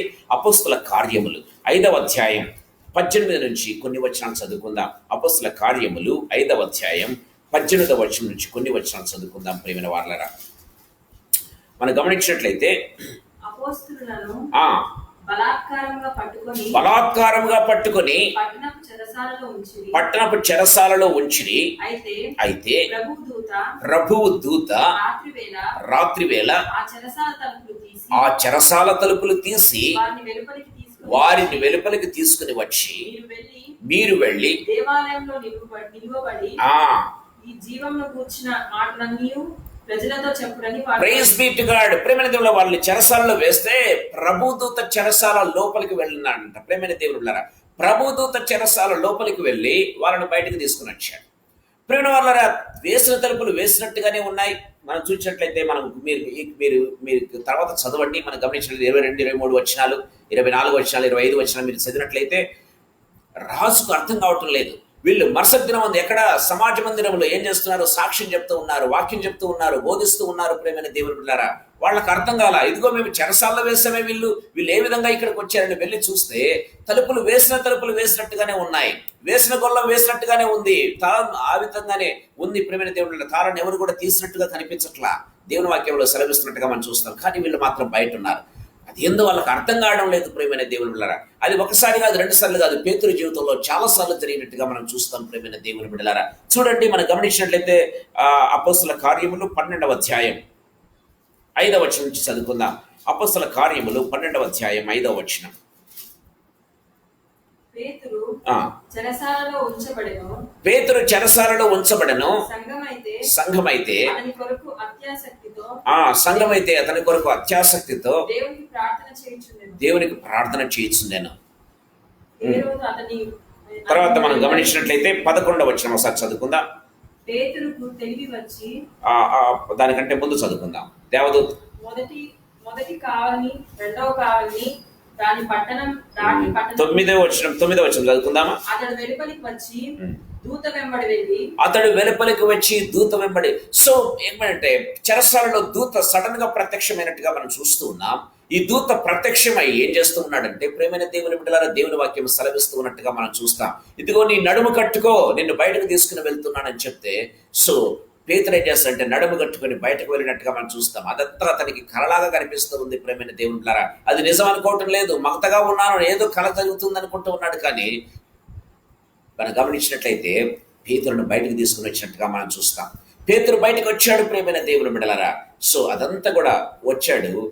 మరియ ఇంటికి వెళ్ళాడు. మరియ ఇంటికి వెళితే రోదే అనేటువంటి ఒక చిన్నది పేతురును గుర్తుపట్టినట్టుగా మనం చూస్తూ ఉన్నాం. దేవుని వాక్యం సెలవిస్తూ ఉంది. ప్రేమైన దేవుని బిడ్డలారా, చూడండి 17వ వచనం చదువుకుందాం. అతడు చేసి ప్రభు తనను చెరసాలలో నుండి ఎలాగో తీసుకుని వచ్చెనో వారికి వివరించెను. Praise be to God. దేవుని వాక్యం సెలవిస్తుంది. ప్రేమైన దేవుని బిడ్డలారా, సో ప్రభు ఏ రీతిగా తనను చెరసాలలో నుంచి విడిపించాడు, బంధకాలలో నుంచి దేవుడు బయటకు తీసుకుని వచ్చాడు అని వివరించినట్టుగా మనం చూస్తూ ఉన్నాం. మన దేవుడు ఎలాంటి దేవుడు అంటే విడిపించే దేవుడు, గొప్ప చేసేటటువంటి దేవుడు. ప్రేమైన దేవుని బిడ్డలారా, ఇందాక మనం చదువుకున్నాం సమూయేలు 2వ గ్రంథం 22వ అధ్యాయంలో మనం చూసినట్లయితే, ప్రేమైన వారలారా, దేవుని వాక్యం సెలవిస్తూ ఉన్నట్టుగా మనం చూస్తాం. సో ఈ యొక్క దావీదు మాట్లాడుతూ ఉన్నాడు, ఇదిగో దేవా, నన్ను శత్రువుల చేతిలో నుంచి, సౌలు చేతిలో నుంచి విడిపించావు, నన్ను రాజుగా చేస్తావని ఆ కీర్తన రాసినట్టుగా ఒకవేళ మనం చూస్తాం. ప్రేమైన దేవుని బిడ్డలారా, సో అక్కడ మనం గమనించినట్లయితే 49, 50 వచనాలు చదువుకుందాం. 49, 50 వచనాలు. ఆయనే నా శత్రువుల చేతిలో నుంచి నన్ను విడిపించును,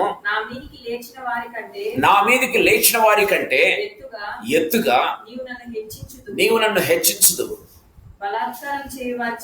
బలాత్కారం చేయి వారి చేతిలో నుంచి నీవు నన్ను విడిపించు. దేవుని వాక్యం చాలా క్లియర్ గా మాట్లాడుతూ ఉన్నట్టుగా మనం చూస్తాం ప్రేమైన వాళ్ళరా. దేవుని వాక్యం చాలా క్లియర్ గా మనతో మాట్లాడుతుంది. ఈ సాయంకాల సమయంలో మన జీవితాలు ప్రశ్నించుకుందాం. సో శత్రువులందరికంటే ఏం చేశాడంట, దావీదును హెచ్చించాడంట ప్రేమైన వాళ్ళరా. దేవుని వాక్యం చాలా క్లియర్ గా మాట్లాడుతూ ఉన్నట్టుగా మనం చూస్తాం.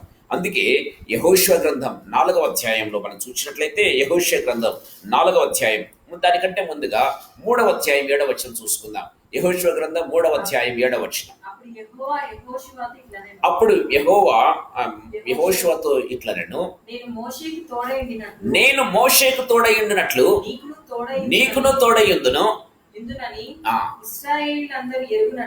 ఇశ్రాయేలీయులందరూ ఎరుగునట్లు నేను వారి కన్నుల ఎదుట నిన్ను గొప్ప చేసేదను, గొప్ప చేయ మొదలు పెట్టేదను.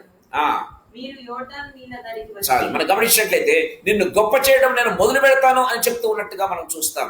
మోషేని ఏ విధంగా వాళ్ళు యాక్సెప్ట్ చేశారో, ఓ యెహోషువ నిన్ను కూడా వాళ్ళు యాక్సెప్ట్ చేయ రీతిగా నేను ఏం చేస్తానంటే, ఇదిగో నేను వారి ఎదుట నిన్ను గొప్ప చేయటం మొదలు పెడతాను అన్నాడు. చూడండి ఎంత గొప్ప చేశాడో. యెహోషువ గ్రంథం 4వ అధ్యాయం 14వ వచనం చదువుకుందాం. ఆ దినమున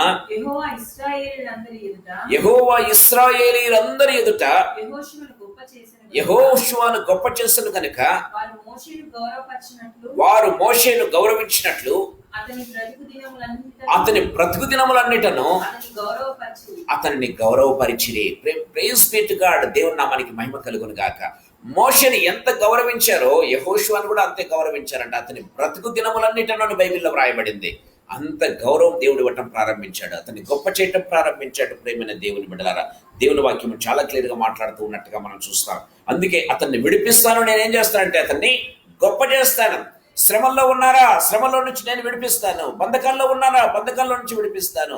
ఏదైనా ఇబ్బందికరమైన పరిస్థితుల్లో ఉన్నారా, ఇబ్బందికరమైన పరిస్థితి నుంచి నేను బయటకు తీసుకుని వస్తాను. ఈ యెహోషువను ప్రజలు యాక్సెప్ట్ చేయటంలా స్టార్టింగ్ లో మనం గమనించినట్లయితే, అందుకే దేవుడు ఇంటర్వ్యూని కావటం ప్రారంభించినారు. ఇదిగో మోషే నాయకత్వంలో మేము ఉన్నాం, ఇప్పుడేంది యెహోషువ పిల్లవాడు వచ్చాడు మమ్మల్ని నడిపించేవాడు అనుకున్నారు ప్రేమైన దేవుని బిడ్డలారా. కానీ దేవుడు అన్నాడు, ఇదిగో నేను నిన్ను గొప్ప చేయ మొదలు పెడతానన్నాడు ప్రేమైన దేవుని బిడ్డలారా. దేవుడు కార్యాలు చేసుకుంటూ వెళ్ళాడు. సో ఇశ్రాయేల్ అందరూ కూడా యెహోషువ దినములన్నిటను ఏం చేస్తారంటే, మోషేను గౌరవించినట్లే యెహోషువను కూడా గౌరవించారని దేవుని వాక్యం చాలా క్లియర్ గా మాట్లాడుతూ ఉన్నట్టుగా మనం చూస్తాం. అందుకే యెషయా గ్రంథం 43వ అధ్యాయం 4వ వచనంలో మనం చూసినట్లయితే, నా దృష్టికి ప్రియుడవైనందున నీవు గరుడవైతివి అని దేవుని వాక్యం సెలవిస్తుంది. నా దృష్టికి ప్రియుడవైనందున గరుడవైతివి అని దేవుని వాక్యం సెలవిస్తుంది.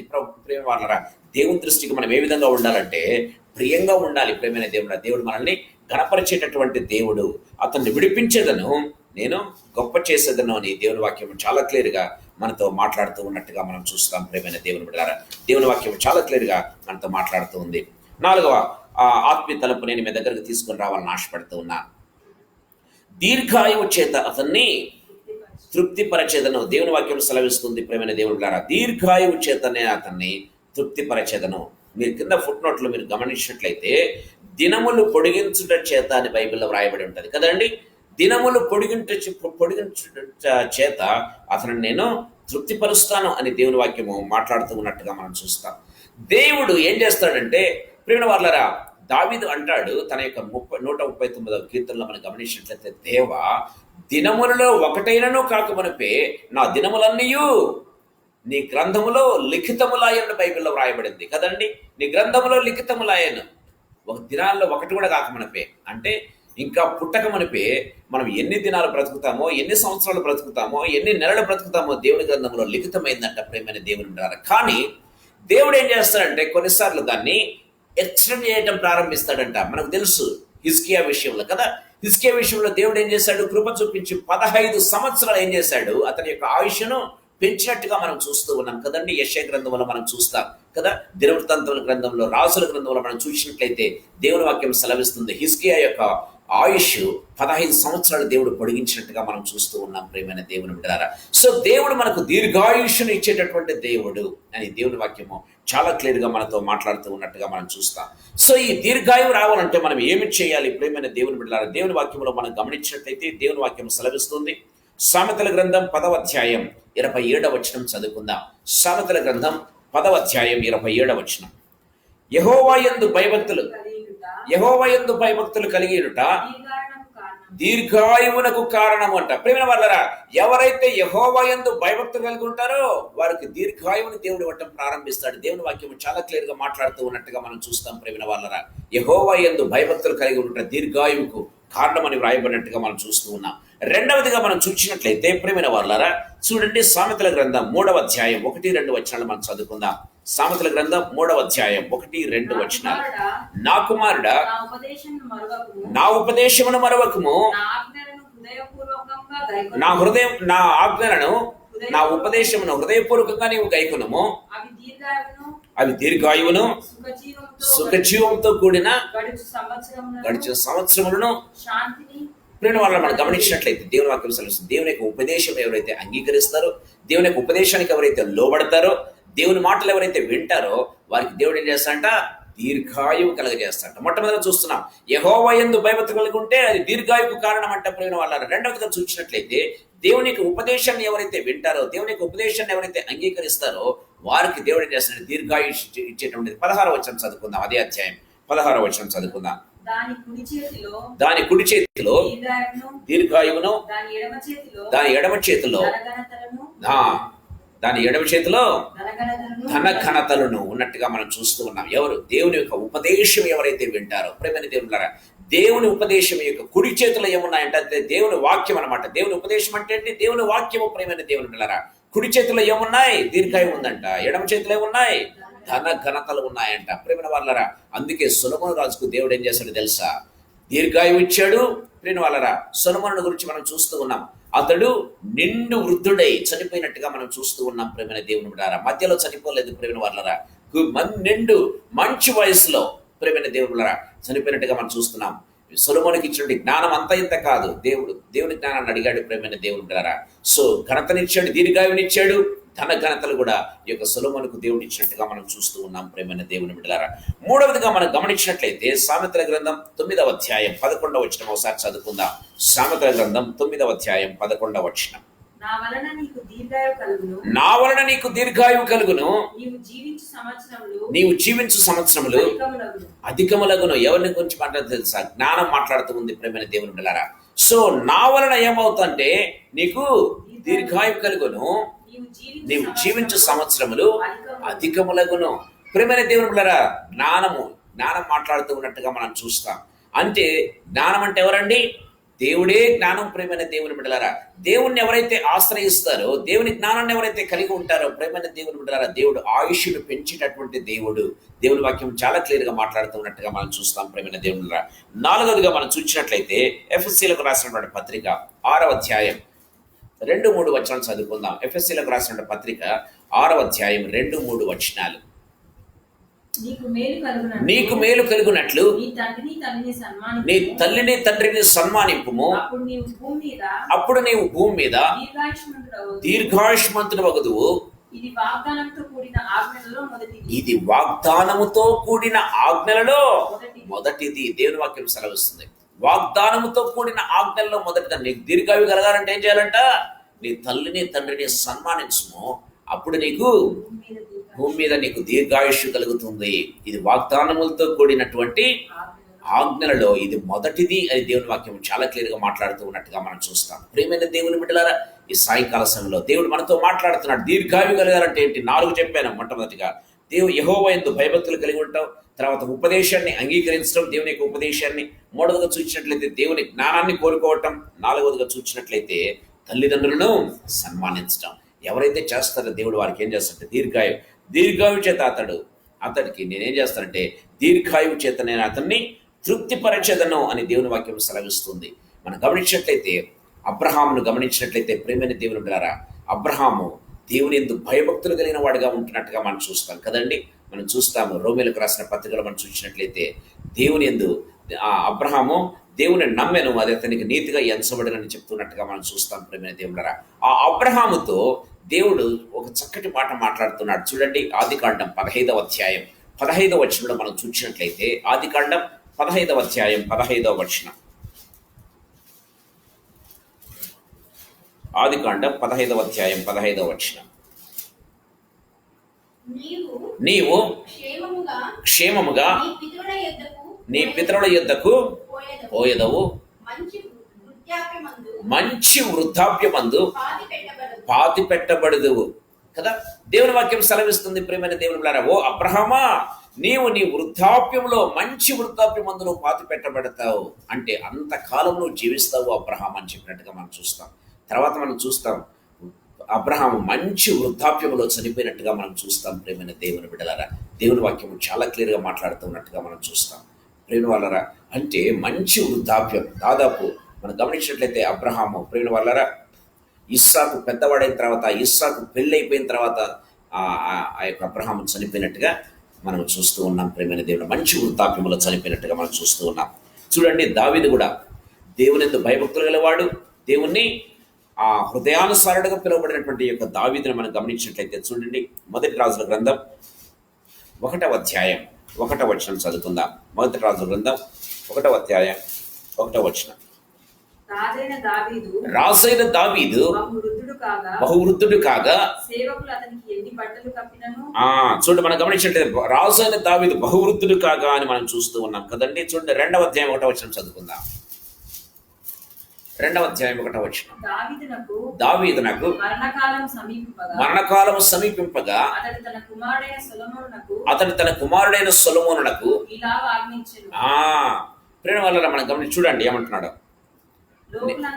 లోకులందరూ పోవలసిన మార్గమున నేను పోవచ్చున్నాను, కాబట్టి ధైర్యం తెచ్చుకుని. మనం గమనించినట్లయితే ఎంత ధైర్యంగా మాట్లాడుతూ ఉన్నాడో చూడండి. ప్రేమ అంత వృద్ధాప్యంలో బహువృద్ధుడైపోయాడు యొక్క దావీదు. ప్రేమైన దేవుని బిడ్డలారా, అప్పుడు అంటూ ఉన్నాడు, ఇదిగో లోకులందరూ పోయే మార్గమున నేను పోతున్నాను, ఓ సొలొమోనా నువ్వు ధైర్యం తెచ్చుకో, ధైర్యంగా ఉండు అని చెప్తూ ఉన్నట్టుగా మనం చూస్తాం. సొలొమోను కూడా మంచి వృద్ధాప్యంలో చనిపోయినట్టుగా మనం చూస్తూ ఉన్నాం. ఈ రీతిగా ప్రేమ దేవుళ్ళ దావీదు విషయంలో కావచ్చు, అబ్రహాం విషయంలో కావచ్చు, సొలొమోను విషయంలో కావచ్చు, ఇంకా దైవభక్తులు మనం చూసినట్లయితే ప్రేమ వాళ్ళ మంచి వృద్ధాప్యంలో వారు చనిపోతూ ఉన్నట్టుగా మనం చూస్తాం. దేవుడు వారి యొక్క ఆయుష్ను పెంచుతూ పోతూ ఉన్నట్టుగా మనం చూస్తాం. ప్రేమైన దేవుని బిడ్డలారా, అందుకే అంటూ ఉన్నాడు, ఇక్కడ ఏమంటున్నాడు, దేవుని వాక్యం సెలవిస్తుంది. ప్రేమైన దేవుని బిడ్డలారా ఏమంటున్నాడు, దీర్ఘాయువు చేతనే అతన్ని తృప్తిపరచేదను. 5వ తలంపు చెప్పి నేను ముగించాలని ఆశపడుతున్నాను. టైం కావస్తుంది, నేను ఒక 2-3 నిమిషాలను ముగిస్తాను. ప్రేమైన దేవుని బిడ్డలారా చూడండి, 16వ వచనం 2వ భాగం చదువుకుందాం. నా రక్షణ అతనికి చూపించదను. 5వ ఆత్మీయ తలంపు నేను మీ దగ్గరికి తీసుకుని వస్తూ ఉన్నాను. నా రక్షణ అతనికి చూపించదను. ప్రేమైన దేవుని బిడ్డలారా, ఈ రక్షణ అనేది మనం గమనించినట్లయితే నా రక్షణ అతనికి చూపించదను. రక్షణ ఇది వాగ్దానము, ఆశీర్వాదం కూడా. ప్రేమైన దేవుని బిడ్డలారా, ఈ రక్షణ అనేది మనకు దేవుడు ఇస్తున్నటువంటి వాగ్దానము, అది ఒక ఆశీర్వాదము అన్న విషయాన్ని మనం గుర్తు చేసుకోవాలి. ప్రేమైన దేవుని బిడ్డలారా, దీర్ఘాయువుతో పాటు రక్షణానందం మనకు ఉండాలి.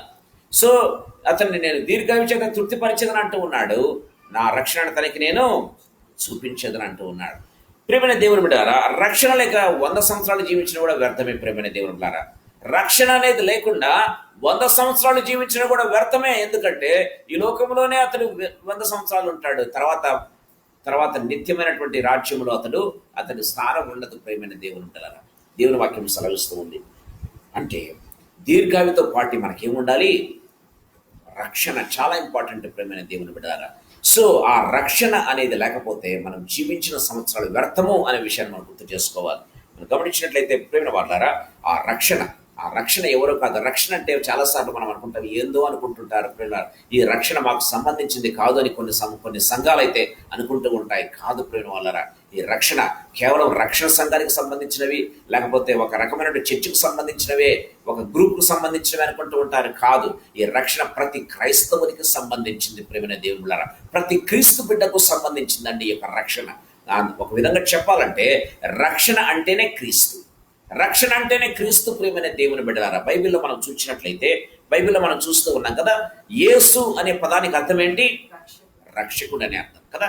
యేసు అనే పదానికి రక్షకుడు, క్రీస్తు అనే పదానికి అభిషక్తుడు అనే అర్థం. ప్రియమైన దేవుని బిడ్డలారా, యేసు అంటేనే రక్షకుడు, అంతే. ప్రియమైన దేవుని బిడ్డలారా, ఇదిగో మనం గమనించినట్లయితే చూడండి, లూకా సువార్త 19వ అధ్యాయం 9వ వచనంలో మనం చూసినట్లయితే, లూకా సువార్త 19వ అధ్యాయం 9వ వచనం. ఇతడును అబ్రహాము కుమారుడే, ఎందుకనగా నేడు ఈ ఇంటికి రక్షణ వచ్చినది అంటూ ఉన్నాడు. ప్రేమైన దేవుళ్ళరా, ఇతడును అబ్రహాము కుమారుడే, ఎందుకంటే నేడు ఈ ఇంటికి రక్షణ వచ్చింది. ఎవరు వచ్చారండి ఆ ఇంటికి? యేసు ప్రభు వచ్చాడు. ప్రేమ దేవుళ్ళారా, కానీ యేసు ప్రభు ఏమంటున్నాడు? రక్షణ వచ్చింది అంటూ ఉన్నాడు. అంటే యేసు ప్రభు ఉంటే యేసు ప్రభువే రక్షణ. యేసు ప్రభు నీ జీవితంలో ఉంటే నీకు రక్షణ ఉన్నట్టే. యేసు ప్రభు నీ గృహంలో ఉంటే నీకు రక్షణ, నీ కుటుంబానికి రక్షణ ఉన్నట్టే. ప్రేమైన దేవుని బిడ్డలారా, దేవుని వాక్యం చాలా క్లియర్గా మాట్లాడుతున్నట్టుగా చూస్తాం. సో ఇక్కడ యేసు ప్రభు అంటూ ఉన్నాడు కదండి, నేడు ఈ ఇంటికి రక్షణ వచ్చింది, నేను ఈ ఇంటికి వచ్చాను కాబట్టి ఈ ఇంటికి రక్షణ వచ్చింది, నేను వచ్చాను, నేనే రక్షణ అని యేసు ప్రభు చెప్తూ ఉన్నాడు. చూడండి, సుమయోను బాలుడుగా ఉన్నప్పుడు యేసు ప్రభువును గురించి సుమయోను ఒక చక్కటి మాట అంటూ ఉన్నట్టుగా మనం చూస్తాం. లూకా సువార్త మనం గమనించినట్లయితే ప్రేమైన వారలారా, 2వ అధ్యాయం 32వ వచనం, రక్షణను నేను కన్నులారా చూచి తిని అంటూ ఉన్నాడు కదా. రక్షణను నేను కన్నులారా చూచి తిని అంటూ ఉన్నట్టుగా మనం చూస్తాం. ఏంటంట, యేసు ప్రభును చూస్తూ ఉన్నాడు, బాలుడైనటువంటి యేసు ప్రభును చూస్తూ ఉన్నాడు. ఏమంటున్నాడు? రక్షణను నేను కన్నులారా చూచి తిని అంటూ ఉన్నాడు. అంటే యేసు ప్రభు అంటేనే రక్షణ అని అర్థం. ప్రేమైన దేవుని బిడ్డారా, ఏ రక్షణ అంటే ఏందో కొత్త పదం కాదు ఇది. రక్షణ అంటేనే యేసు ప్రభు, యేసు ప్రభు అంటేనే రక్షణ, రక్షకుడు. ప్రేమైన దేవుని బిడ్డారా, దేవుని వాక్యం చాలా క్లియర్గా మాట్లాడుతూ ఉన్నట్టుగా మనం చూస్తాం. ప్రేమైన వారలారా, అందుకే మనం గమనించినట్లయితే గలతీలకు రాసినటువంటి పత్రిక 3వ అధ్యాయం 6-7 వచనాల్లో మనం చదువుకున్నట్లయితే, గలతీలకు రాసినటువంటి పత్రిక 3వ అధ్యాయం 6-7 వచనాలు. అబ్రహాము దేవుని నమ్మెను, అది అతనికి నీతిగా ఎంచబడెను. కాబట్టి విశ్వాస సంబంధులే అబ్రహాము కుమారుడు కదండి. విశ్వాస సంబంధులే అబ్రహాము కుమారుడు. దేవుని వాక్యం చాలా క్లియర్ గా మాట్లాడుతుంది. అబ్రహాము దేవుని నమ్మెను, అది అతనికి నీతిగా ఎంచబడింది. కాబట్టి విశ్వాస సంబంధులే అబ్రహాము కుమారుడు. అంటే ప్రియమైన దేవుని బిడ్డలారా, సో నేడు ఇతడు కూడా అబ్రహాము కుమారుడే. నేడు ఇంటికి రక్షణ వచ్చింది యేసు ప్రభు చెప్తూ ఉన్నాడు. అబ్రహాము కుమారుడుగా నువ్వు మార్చబడాలంటే యేసయ్య రక్షణని కలిగి ఉండాలి, యేసు ప్రభులో నీవు ఉండాలి. యేసయ్య ఇచ్చేటువంటి ఆ యొక్క రక్తంలో, ప్రేమైన దేవుడు యేసు ప్రభు కాల్చిన రక్తంలో నువ్వు కడగబడాలి. ప్రేమైన దేవుని బిడ్డలారా, ఆయన రక్తంలో నీకు పాలు పొందులు లేదంటే ప్రేమైన దేవుడు నీవు అబ్రహాము కుమారుడివి కావు, రక్షణ కలిగిన వాడివి కావు అని దేవుని వాక్యం చాలా ఖరాఖండితంగా చెప్తూ ఉన్నట్టుగా మనం చూస్తాం. చూడండి, మనం గమనించినట్లయితే యోహాను సువార్త 8వ అధ్యాయం 39వ వచనంలో అక్కడ ఉన్నటువంటి శాస్త్రులు, పరిసయ్యులు, యూదులు ఒక మాట అనుకుంటున్నారంట, మేము అబ్రహాము కుమారులం కదా అని అనుకుంటూ ఉన్నారు. ప్రేమని దేవుని బిడ్డలారా, చూడండి, అందుకు వారు ఆయనతో మా తండ్రి అబ్రహాం అనిరి. యేసు మీరు అబ్రహాము పిల్లలైతే అబ్రహాము చేసినటువంటి క్రియలను చేతురు. ప్రేమ వాళ్ళు అంటున్నారు, మా తండ్రి అబ్రహాం అని గొప్పగా చెప్పుకుంటూ ఉన్నారు ప్రేమైన దేవుళ్ళ. కానీ యేసు ప్రభు అంటున్నారు, మీ తండ్రి అబ్రహాం అయితే అబ్రహాం ఏం చేశాడో మీరు అది చేసి ఉండేవాళ్ళు. అబ్రహాం ఏ క్రియలు చేశాడో ఆ క్రియలు మీరు చేస్తూ ఉండాలి. అబ్రహాము దేవుని నమ్మినాడు, మీరు దేవుని నమ్మటం లేదు. అబ్రహాం దేవుని నమ్మినాడు, అది అతనికి నీతిగా ఎంచబడింది, కానీ మీరు దేవుని నమ్మటం లేదు అని యేసు ప్రభు చాలా క్లియర్గా మాట్లాడుతూ ఉన్నట్టుగా మనం చూస్తాం. ప్రియమైన దేవుని బిడ్డలారా, చాలా మంది క్రైస్తవ ఫ్యామిలీలో పుట్టిన వాళ్ళు ఏమనుకుంటారంటే, రక్షణ మా సొంతం, రక్షణ ఆల్రెడీ ఉంది అనుకుంటూ ఉంటారు. ప్రేమ వాళ్ళరా, యేసయ్య రక్తముల గురించి తెలిసి ఉండదు. ప్రేమైన దేవుళ్ళారా, యేసయ్య రక్తంలో కడగబడ్డం అంటే ఏంటో తెలియదు. ప్రేమైన దేవుళ్ళారా, బాప్తిసం అంటే ఏంటో తెలియదు. ప్రేమైన దేవుళ్ళారా, దేవుని వాక్యంలో మనం గమనించినట్లయితే ప్రేమ వాళ్ళరా, కేవలం క్రైస్తవ కుటుంబంలో పుడితే రక్షణ మనకు రాదు. కానీ రక్షణ అనేది వ్యక్తిగతం. ప్రేమైన దేవుని ద్వారా రక్షణ అనేది వ్యక్తిగతము. దేవుని వాక్యం చాలా క్లియర్గా మాట్లాడుతూ ఉన్నట్టుగా మనం చూస్తాం. అందుకే కీర్తన గ్రంథం 3వ కీర్తన 8వ వచనం మనం చూసినట్లయితే, రక్షణ యెహోవాది అని బైబిల్లో వ్రాయబడింది. రక్షణ యెహోవాది అని బైబిల్లో వ్రాయబడినట్టుగా మనం చూస్తూ ఉన్నాం. ప్రేమైన వారలారా, దేవుని వాక్యం చాలా క్లియర్గా మాట్లాడుతూ ఉంది. అపోస్తుల కార్యములు 4వ అధ్యాయం 12వ వచనంలో మనం చూసినట్లయితే, అపోస్తుల కార్యములు 4వ అధ్యాయం 12వ వచనం,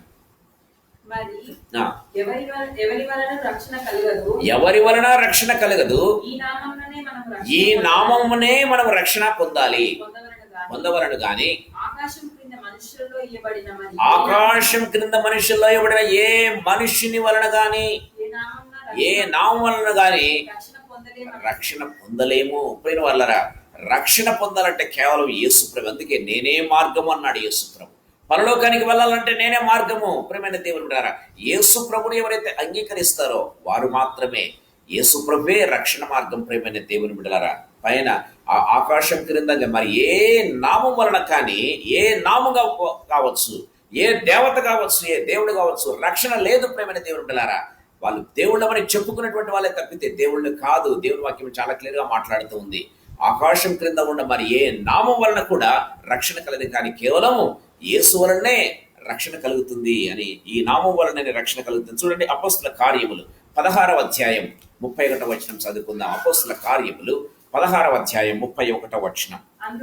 అందుకు వారు ప్రభు అయిన యేసునందు విశ్వాసం ఉంచుము, అప్పుడు నీవును నీ ఇంటి వారును రక్షింపబడుదురు. ప్రభు అయిన యేసుక్రీస్తునందు విశ్వాసం ఉంచుము, అప్పుడు నీవును నీ ఇంటి వారును రక్షణ పొందుదురు. కదండి అపోస్తుల రోమీలకు రాసినటువంటి పత్రిక 10వ అధ్యాయం 9వ వచనంలో మనం చూసినట్లయితే యేసును అదేమనగా యేసు ప్రభు అని నీ నోటితో ఒప్పుకొని దేవుడు మృతులలో నుండి ఆయన లేపనని నీ హృదయమందు విశ్వసించిన ఎడల నీవు రక్షణ పొందుదువు. యేసు ప్రభు నీ నోటితో ఒప్పుకో, నీ హృదయంలో విశ్వసించు ఆయన మృతులలో నుండి లేచాడని, నువ్వు రక్షించబడదు అని దేవుని వాక్యం చాలా క్లియర్గా మాట్లాడుతుంది. ఇది రక్షణ అనేది వ్యక్తిగతం ప్రేమైన దేవుని బిడ్డలారా. ఒక తండ్రికి రక్షణ ఉంటే పిల్లలందరికీ రక్షణ రాదు ప్రేమైన దేవుని బిడ్డలారా. అందుకే ఇందాక మనం చూసాం, నీవును నీ ఇంటి వారును రక్షణ పడతారు. ఎప్పుడు? ప్రభు యేసునందు విశ్వాసం ఉంచుము, అప్పుడు నీవును నీ ఇంటి వారును రక్షణ పొందుతారు ప్రేమైన దేవుళ్ళారా. సో ఇల్లి పాదు ఏం చేయాలంటే మనము యేసు ప్రభును అంగీకరించాలి. జక్కయ్య ఇంటికి యేసు ప్రభు వచ్చాడు, నేడు ఈ ఇంటికి రక్షణ వచ్చింది అంటున్నాడు. యేసు ప్రభు ఆ ఇంటికి ఒక్కరిని పట్టుకుంటే దేవుడు ఇంటిలో అందరినీ కూడా పట్టుకునేటువంటి దేవుడు ప్రేమైన దేవుళ్ళారా. మనం గమనించినట్లయితే కుటుంబంలో ఒక వ్యక్తి రక్షించబడితే కుటుంబీకులందరినీ కూడా యేసు ప్రభు రక్షణకు పాత్రలుగా చేసినటువంటి దేవుడు. అంత కృపగల దేవుడు మన దేవుడు ప్రేమైన వార్లారా. దేవుని వాక్యం చాలా క్లియర్గా మాట్లాడుతున్నది మనం చూస్తాం. అందుకే మనం గమనించినట్లయితే యోహాను సువార్త 3వ అధ్యాయం 17వ వచనంలో మనం చూసినట్లయితే యోహాను సువార్త 3వ అధ్యాయం 17వ వచనం, లోకము తన కుమారుని ద్వారా రక్షణ పొందుటకే గాని లోకమునకు తీర్పు తీర్చుటకు దేవుడు ఆయన లోకంలోనికి పంపించలేదు. యేసు ప్రభు వచ్చిందే దేనికంట? రక్షణ గురి కోసమే. ఎప్పుడైనా వాళ్ళరా తండ్రి అయిన దేవుడు కుమారుడిని పంపింది కారణం ఏంటంటే కేవలం లోకంలో ఉన్న వారందరూ రక్షణ పొందుటకే అని బైబిల్లో వ్రాయబడింది. ఈ సాయంకాల సమయంలో ప్రశ్నించుకుందాం, ఈ రక్షణను కలిగి ఉన్నావా? ఈ యేసును కలిగి ఉన్నావా? యేసు ప్రభుని హృదయం ముందు విశ్వసిస్తున్నావా? నీ నోటితో ఒప్పుకుంటున్నావా? వాళ్ళరా ఉన్నట్లయితే మంచిది. ఒకవేళ లేనట్లయితే ప్రభు మరొక ఛాన్స్ ఇస్తూ ఉన్నాడు. చిన్న వాక్య భాగం చదువుకుని ముగించుకుందాం. హెబ్రీయులకు రాసిన పత్రిక 2వ అధ్యాయం 3వ వచనం, ఇంత గొప్ప రక్షణను నిర్లక్ష్యము చేసిన ఎడల కదా ఎలాగూ తప్పించుకుందుము. ఇంత గొప్ప రక్షణను నిర్లక్ష్యం చేసిన ఎడల ఎలాగూ తప్పించుకుందుము.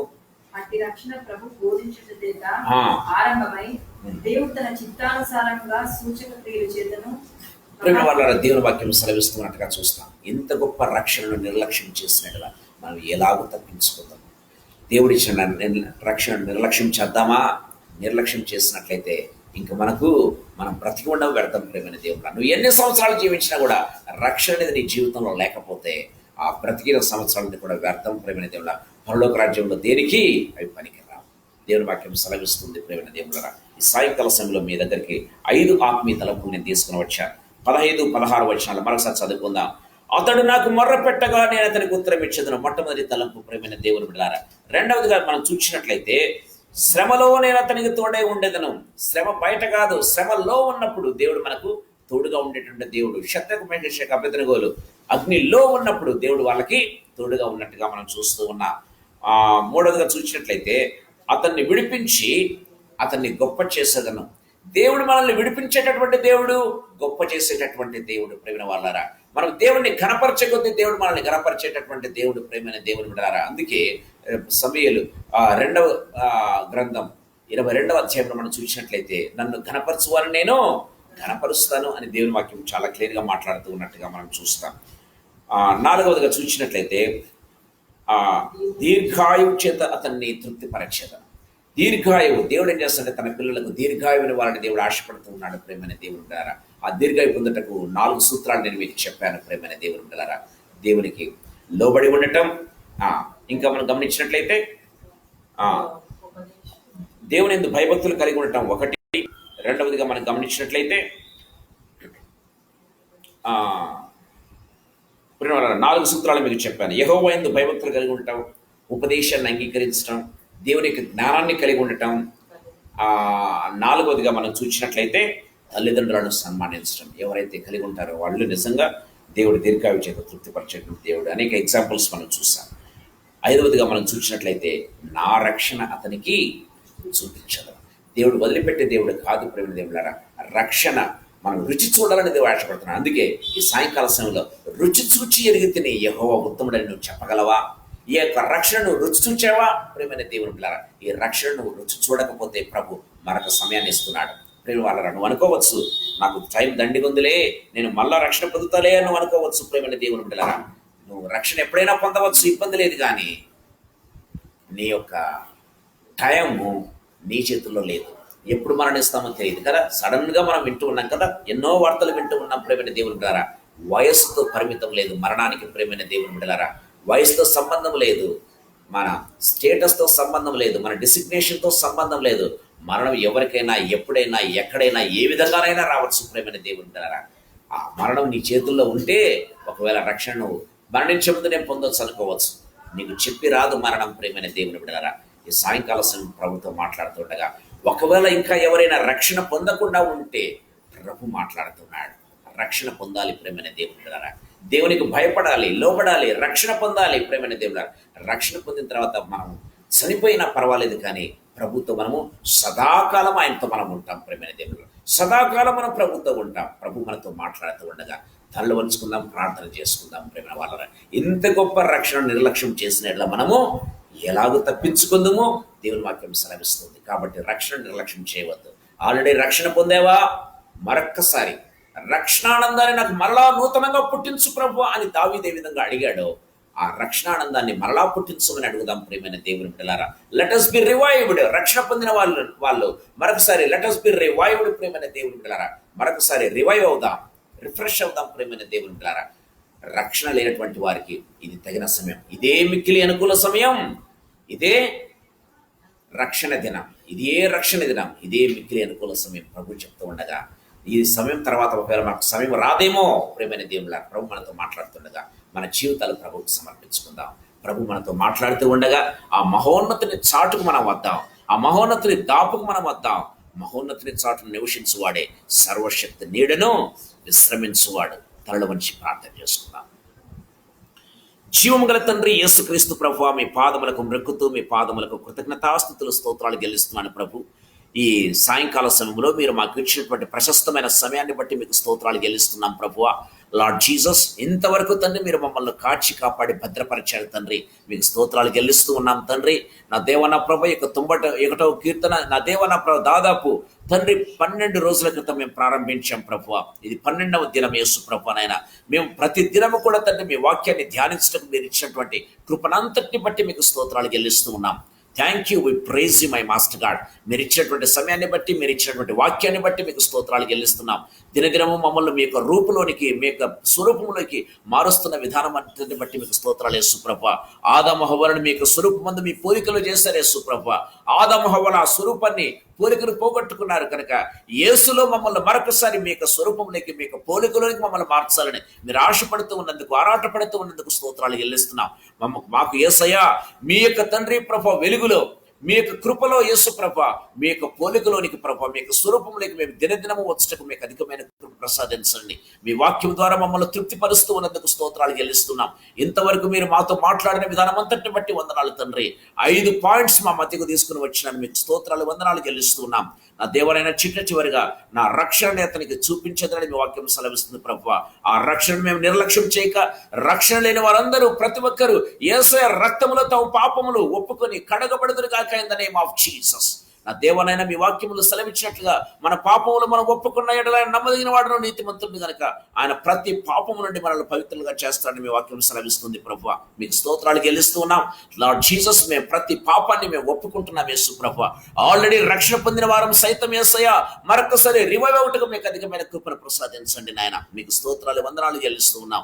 అతిక్రమంలో దాచిపెట్టువాడు వర్ధిల్లడు, వాటిని ఒప్పుకొని విడిచిపెట్టువాడు కనికరం పొందనని మీ వాక్యం సెలవిస్తుంది యేసు ప్రభువా. మీకు కనికరం తండ్రి మా మీద తండ్రి మీరు చూపిస్తూ ఉన్నందుకు స్తోత్రాలు చెల్లిస్తూ ఉన్నాం. నా దేవా థ్యాంక్ యూ. తండ్రి ప్రభానైనా ఆల్రెడీ రక్షణ గల వాళ్ళు రివైవ్ అవుటకును తండ్రి, రక్షణ లేని వారికి రక్షణను మీరు ప్రసాదించవలసిందిగా బ్రతిమలాడుకుంటున్నా. ఈ వాక్యంని ఎవరైతే వింటున్నారో, ఎవరైతే చూడుస్తున్నారో యేసు ప్రభ, ప్రతి ఒక్కరికి తండ్రి ప్రభ మీరు రక్షణను ప్రసాదించండి. ప్రతి ఒక్కరూ మీ రక్షణలో తండ్రి ప్రభువానైనా తండ్రి ప్రభ రక్షణ కలిగి మీ రక్షణలో ఎదుగుటకు మీకు అధికమైన కృపను ప్రసాదించవలసిందిగా బ్రతిమలాడుకుంటున్నాం తండ్రి. మహోన్నతిని చాటును నివసించువాడే, సర్వశక్తిని నీడను విశ్రమించువాడు గనక మీ తండ్రి మీ చాటుకు, మీ దాపుకు, మీ నీడలో మేము పెరుగుటకు మీకు అధికమైన కృపను ప్రసాదించవలసిందిగా బ్రతిమలాడుతూ నన్ను మమ్మల్ందరినీ మీ హస్తములకు అప్పచెప్పుకుంటూ మీకు తండ్రి కృపనంతటిని మాకు విస్తరింపజేసినందుకు మరొకసారి మీ పాదములకు కృతజ్ఞతాస్తుతులు స్తోత్రాలు చెల్లిస్తూ యేసయ్య శక్తిగల నామందు, మహిమగల పరిశుద్ధమైన ఉన్నతమైన జీవంగల నామందు స్తోత్రాలు చెల్లించి వేడుకుంటూ ఉన్నాము తండ్రి. ఆమేన్, ఆమేన్, ఆమేన్. Praise the Lord. దేవుని నామానికి మహిమ కలుగును గాక. ఇంతవరకు వాక్యం విన్నటువంటి ప్రతి బిడ్డను బట్టి దేవునికి నేను వందనాలు తెలియజేస్తున్నాను. విన్నటువంటి మీకు కూడా ప్రత్యేక వందనాలని తెలియజేస్తున్నాను. Thank you one and all. Praise the Lord, praise the lord.